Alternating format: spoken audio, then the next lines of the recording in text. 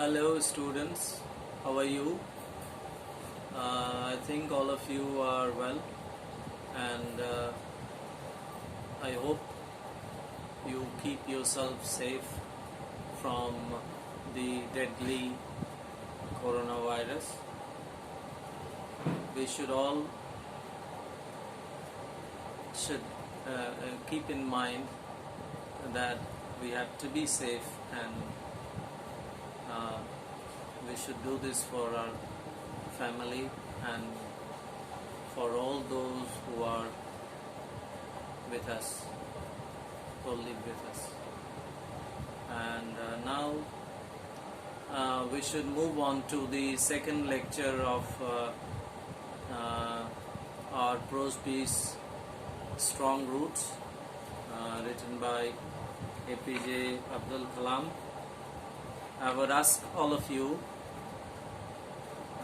to reach the second page of the prose piece Strong Roots of your book Mind Escape. So open your book and reach the second page of the prose piece Strong Roots. Let us go through the text first. The Shiva temple, which made Rameswaram so famous to pilgrims, was about a 10-minute walk from our house. Our locality was predominantly Muslim, but there were quite a lot of Hindu families too, living amicably with the Muslim neighbors. There was a very old mosque in our locality where my father would take me for evening prayers. I had not the faintest idea of the meaning of the Arabic prayers chanted, but I was totally convinced that they reached God. When my father came out of the mosque after the prayers, people of different religions would be sitting outside, waiting for him. Many of them offered bowls of water to my father, who would dip his fingers in them and say a prayer. This water was then carried home for invalids. I also remember people visiting our house to offer thanks after being cured. Father always smiled and asked them to thank Allah the Merciful. The high priest of Rameswaram temple, Pakshi Lakshmana Sastri, was a very close friend of my father's. One of the most vivid memories of my early childhood is of the two men, each in traditional attire, discussing spiritual matters. When I was old enough to ask questions, I asked my father about the relevance of prayer. My father told me there was nothing mysterious about prayer. Rather, prayer made possible a communion of the spirit between people. When you pray, he said, you transcend your body and become a part of the cosmos, which knows no division of wealth, age, caste, or creed. My father could convey complex spiritual concepts in very simple, down-to-earth Tamil. He once told me, in his own time, in his own place, in what he really is, and in the stage he has reached, good or bad, every human being is a special element within the whole of the manifest divine being. So why be afraid of difficulties, sufferings and problems? When troubles come, try to understand the relevance of your sufferings. Adversity always presents opportunities for introspection. So students, let us go to the first paragraph of the second page to get to the meaning. Look, in the first 3 to 4 lines, the author says that Rameswaram is famous for its Shiva temple, and the Shiva temple was very near to his house. It was about 10 minutes walk from his house, so it was very close, we can understand.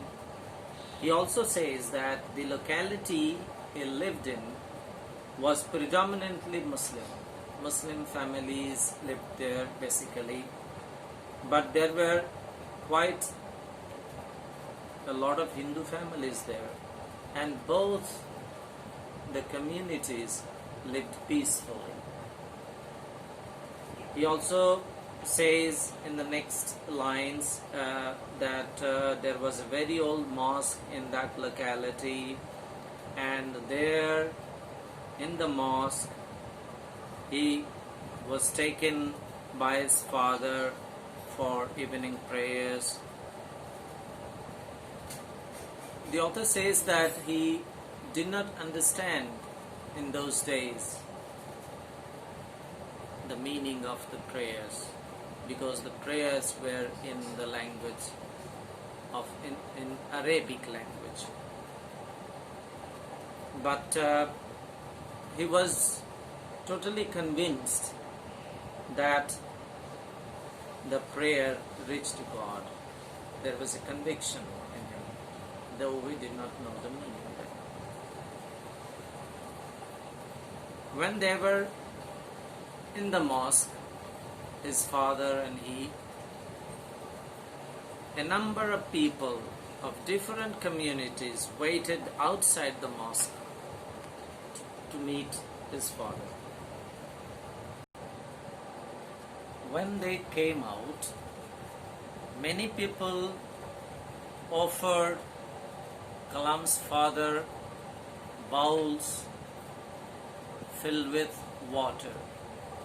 His father would dip his fingers into the water and say a prayer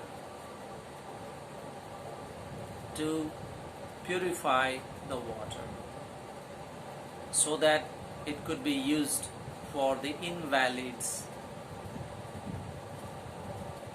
of those people. The author says that he also remembers that people who were benefited, or the invalids of whose families benefited, they came to their house to thank Kalam's father. But what his father did, he asked those people to thank Allah the Merciful. That means the Almighty God. Now we come to the second para. In the second para, the author tells us that the high priest of Rameswaram temple, Pakshi Lakshmana Sastri, was a very close friend of his father. The author also remembers how in his childhood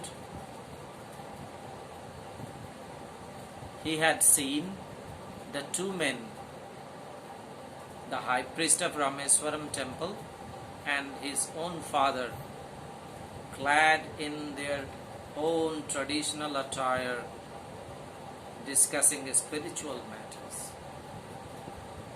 They were close friends, Pakshi Lakshmana Sastri and his father, and they discussed spiritual matters.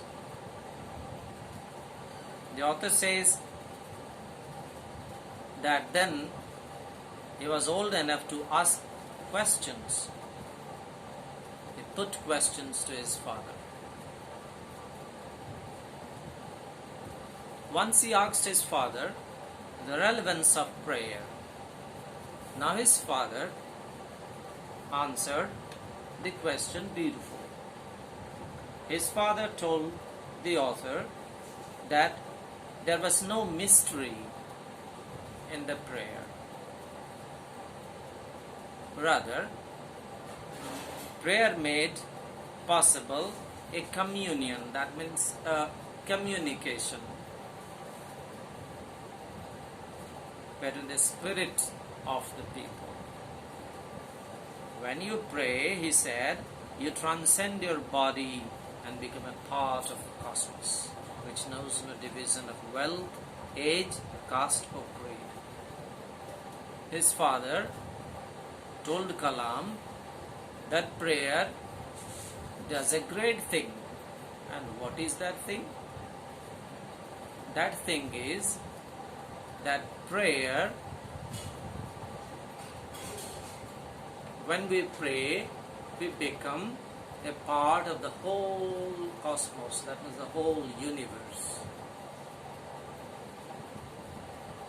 And it doesn't matter how much wealth one has, in what age one is, which caste he belongs to, or the creed of the man. Irrespective of all this wealth, age, caste or creed, one becomes a part of the whole universe.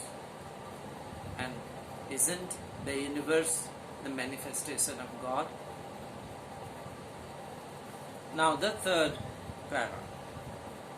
In the third para, Abdul Kalam tells us that his father, though he was not much formally educated, he could convey complex spiritual concepts in very simple, down-to-earth Tamil. He once told the author that